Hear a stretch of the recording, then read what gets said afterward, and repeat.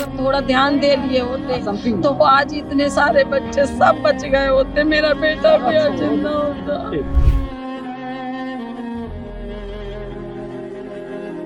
भयावह स्थिति थी, लोग तार पकड़ के नीचे उतर रहे थे। नमस्कार, आदाब, सत श्री अकाल, जय भीम, जोहार। मेरा नाम है नवीन कुमार। लखनऊ हत्याकांड का गुनहगार कौन है और कौन देगा चीखों का जवाब और हिसाब? जान गंवाने वाले नौजवानों की परिवार से आखिरी बातचीत सबको रुला रही है। कई पीड़ित लगातार जल रहे थे और फोन पर बचा लेने की गुहार लगा रहे थे। एक बच्चे की जान जाने ही वाली थी और वो अपने पिता के सामने फोन पर गिड़गिड़ा रहा था, पापा प्लीज मुझे बचा लो, मैं मरना नहीं चाहता। लखनऊ की किंग जॉर्ज मेडिकल यूनिवर्सिटी से ऑटोप्सी के बाद जिस तरह की तस्वीरें सामने आई हैं, वो पत्थरों को भी पिघला देने वाली थी। एक एक ताबूत निकलता और चीखें आसमान में सुराख कर देती। कोई लड़की अपने भाई की लाश देखकर अपने पिता से लिपटी हुई थी, तो कोई माँ अपने बेटे को कफन में लिपटा देखकर गश खाकर जमीन पर गिर पड़ी। किसी का भी दर्द किसी से कम नहीं और कोई उसे बांटने वाला नहीं, सिवाय कुछ झूठी तसल्लियों के। हर आंख नम, हर दिल गमजदा और हर आदमी टूटा हुआ, और सबके सवाल एक, कौन है जिम्मेदार?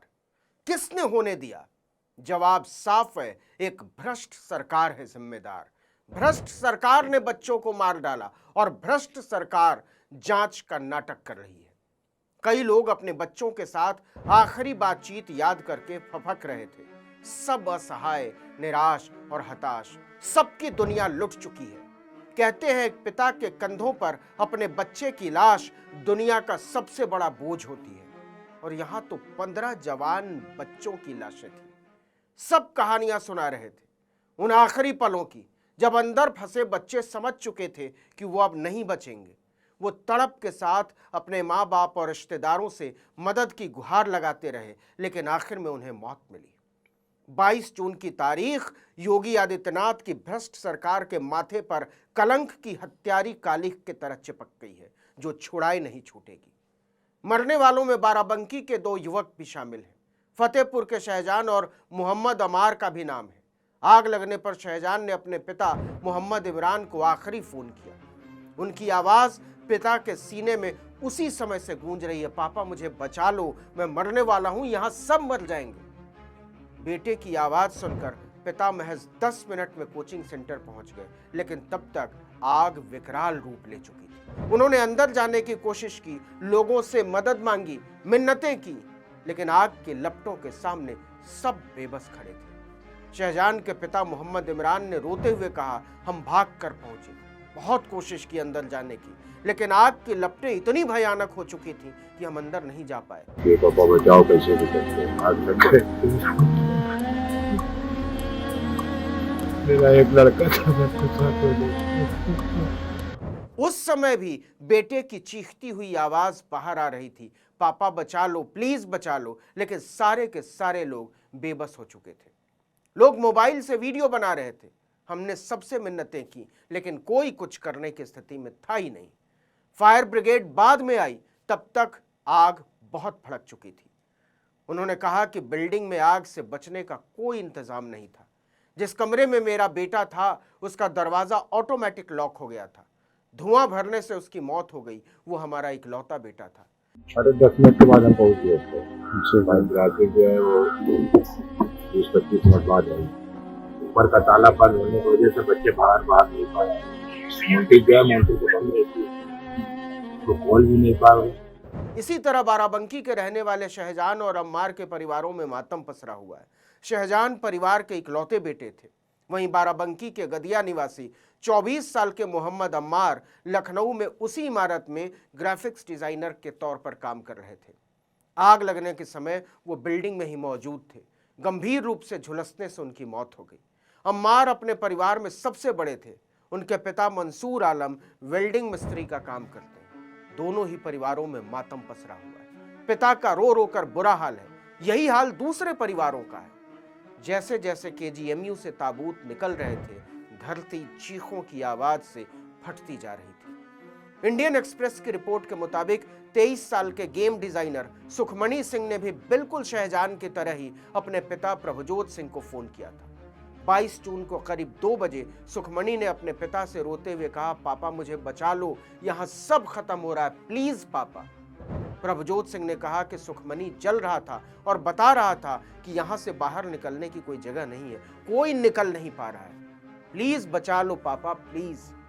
लेकिन कुछ ही देर के बाद उनकी आवाज आनी बंद हो गई। मेरे पास 2:36 पे कॉल आई थी उसकी कि पापा मुझे बचा लीजिए, यहाँ आग लग गई है। 27 साल के जॉयनील चक्रवर्ती भी वहीं काम करते थे।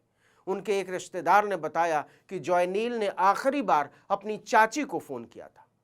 जॉयनील भी यही चिल्ला रहे थे, चाची हम फंस गए हैं, किसी तरह बचाओ, प्लीज बचाओ। लेकिन बचाता कौन?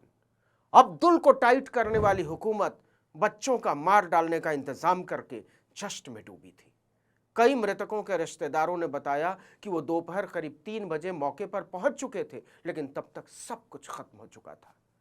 उनका मानना है कि अगर पड़ोस की छत से जलती हुई इमारत की दीवार तोड़ने का फैसला पहले ले लिया गया होता तो कई जानें बचाई जा सकती थी।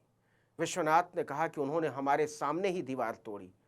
उस समय हम जॉयनील से फोन पर बात कर रहे थे। 25 साल के आदित्य श्रीवास्तव की मां कल्पना श्रीवास्तव ने बताया कि लोग एक पाइप के जरिए बिल्डिंग से नीचे उतर रहे थे। उन्होंने कहा कि उनके बेटे के कुछ दोस्त कूद गए थे, लेकिन आदित्य बाहर नहीं निकल पाया। आदित्य की मां कल्पना श्रीवास्तव ने सवाल किया कि बिना कानूनी इजाजत ऐसी जगह को चलाया कैसे जा रहा है।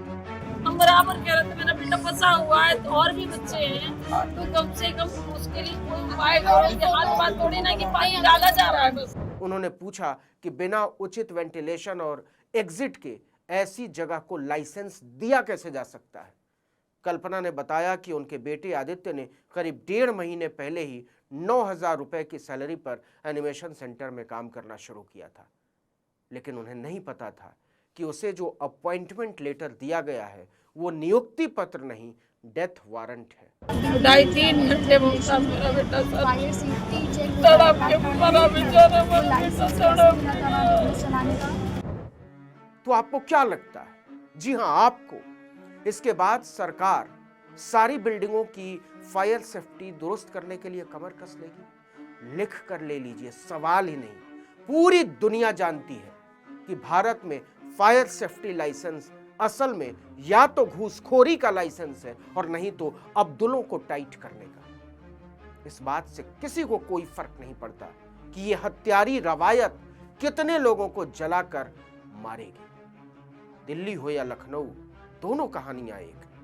भ्रष्ट अफसरों, भ्रष्ट सरकार और भ्रष्ट विभागों ने मौत का इंतजाम कर रखा था। और लिख लीजिए, यह फिर होगा, तब भी सवाल भी वही रहेगा और जवाब भी। कौन जिम्मेदार? भ्रष्ट और निकम्मी सरकार। इस वीडियो में इतना ही, लेकिन अगर आपने आर्टिकल 19 इंडिया को अब तक सब्सक्राइब नहीं किया तो फौरन कर लीजिए, बेल आइकॉन दबाइए, घंटी जैसी आकृति लाइक कीजिए और कमेंट करके बताइए हमारा वीडियो आपको कैसा लगा। हमारा ट्विटर हैंडल है आर्टिकल 19_इंडिया और मेरा ट्विटर हैंडल है नवीन जर्नलिस्ट। नमस्कार।